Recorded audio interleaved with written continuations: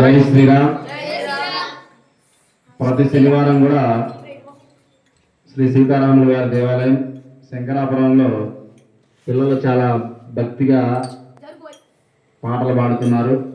అలాగే పెద్దలు కూడా వచ్చి శనివారం కుటుంబంతో సహా ఆ శ్రీరామచంద్రుని నామస్మరణ చేస్తే కలియుగంలో చాలా మంచిది. నామ సంకీర్తన వల్లే మనం స్వర్గానికి ముక్తికి పోతాం. అందుకే ప్రతి ఊరిలో ప్రతి రామాలయంలో పురాతన కాలంలో సత్సంగం నడిపేవారు.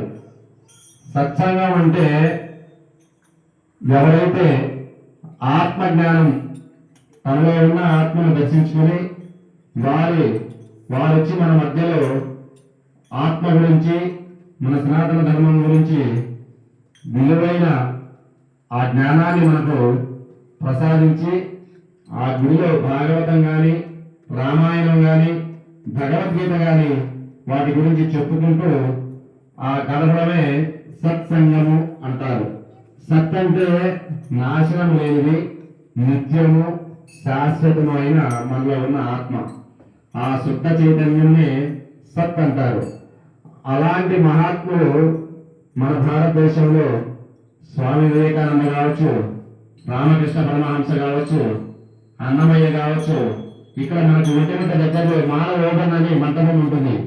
వీళ్ళందరూ కూడా మనలో ఉన్న ఆత్మను దర్శనం చేసుకొని ఆ శ్రీరామచంద్రుల వారిని దర్శనం చేసుకుని అంతటా ఆత్మను తనలో ఆత్మని అందరిలో కూడా ఒకే శక్తి ఆ శ్రీరామచంద్రుడు ఆత్మ రూపంలో ఉన్నాడని దర్శనం చేసుకొని బయట దేశాల వారికి కూడా జ్ఞానాన్ని అందించిన మన భారతదేశం. ఈరోజు మనం మన పిల్లలకి ఇలాంటి మంచి విషయాలు చెప్పగలగా ప్రతి ఇంటిలో మనమందరం కూడా సీరియల్స్ అవి చూసుకుంటాము.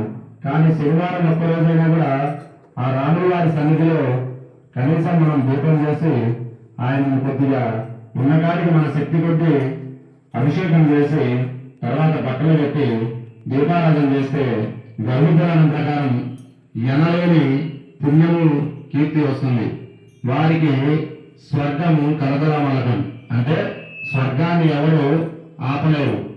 కాబట్టి ఇలాంటి సత్సంగాలు మన ఊళ్ళో చేస్తూ మనం అందరం కూడా ఆ శ్రీరామచంద్రుని కృపకు పాత్రలు అవుదాం. ఎందుకంటే మీరందరూ కూడా నేర్చుకున్నంత వరకు కూడా ప్రతి శుక్రవారం మేము వస్తాము. ఎవరెవరు వారికి పిల్లలకి కావచ్చు, పెద్దలు కావచ్చు, అందరూ కూర్చొని గుడిలో రామనామ స్మరణ రోజు చేస్తే మనందరికీ పోయేది ఏముండదు. ఆ ఆంజనేయ స్వామి అంతటోడు కూడా రామభక్తితో తరించిపోయి చిరంజీవి అయ్యాడు.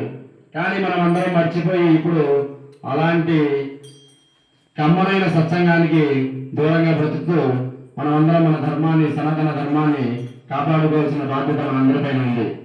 ఎవరో ఏదో చెప్తే, అబద్ధాలు చెప్తే మనం మతం మారడం కూడా చేస్తున్నాము. మనం ఒక హిందువుగా పుట్టి హిందువుగానే చనిపోవాలని స్వామి వివేకానంద 1890 విశ్వమత సభల్లో అక్కడ గొంతెత్తి చెప్పాడు.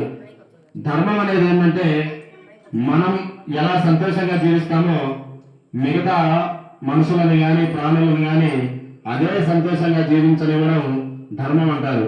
మతం అంటే మేము నమ్మిందే నిజం, లేకపోతే వారిని చంపాలి అనేది మతం అంటారు. అలాంటి మన ఈ సనాతన ధర్మం బయట దేశాల్లో కూడా ఈరోజు వారందరూ క్రైస్తవులు హిందూ మతంలోకి వచ్చి హరే రామ హరే కృష్ణ అని భజన చేస్తూ, ఎవరైనా ఇది అబద్ధాలు అనుకుంటే యూట్యూబ్ లో పెడితే మీకే తెలుస్తుంది, స్వచ్ఛమైన శాకాహారులుగా మారి చాలా భక్తిగా హరినామ సంకీర్తన చేస్తున్నారు. కాబట్టి మనమందరం కూడా దేవాలయంలో కూర్చొని సత్సంగం చేసుకుని ఎవరికైనా వస్తే భగవద్గీత 4 శ్లోకాలు కావచ్చు, భాగవతం కావచ్చు, రామాయణం కావచ్చు, ఇలాంటి మంచి విషయాలు చెప్పుకుంటా మన పిల్లల్ని అందరినీ కూడా క్రమశిక్షణతో పెంచుకుని మన దేశానికి మనం అందరం కూడా తోడ్పడదాం. జై శ్రీరామ్, జై శ్రీరామ్.